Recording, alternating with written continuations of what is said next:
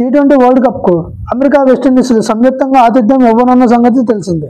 ఈ mega cricket tourney June 1 నుంచి June 29 వరకు జరగనుంది. ఈ పొట్టి క్రికెట్ షెడ్యూల్ను అంతర్జాతీయ క్రికెట్ మండలి ఇప్పటికే విడుదల చేసింది. ఈ మెగా ఈవెంట్లో జూన్ 5న ఐర్లాండ్తో జరగనున్న మ్యాచ్తో టీమిండియా తమ ప్రయాణాన్ని ప్రారంభించనుంది. ఈ క్రమంలో టీ20 వరల్డ్ కప్కు భారత జట్టును బీసీసీఐ సెలెక్టర్ కమిటీ ఏప్రిల్ చివరి వారంలో ప్రకటించే అవకాశం ఉంది.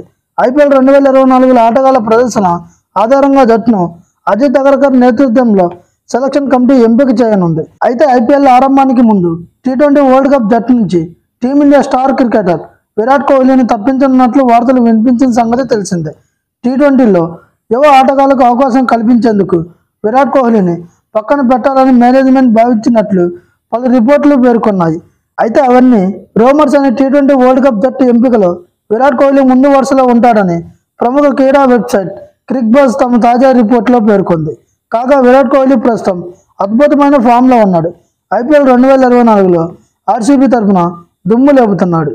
ఈ వీడియో కనుక మీకు నచ్చినట్లయితే please like, share and subscribe.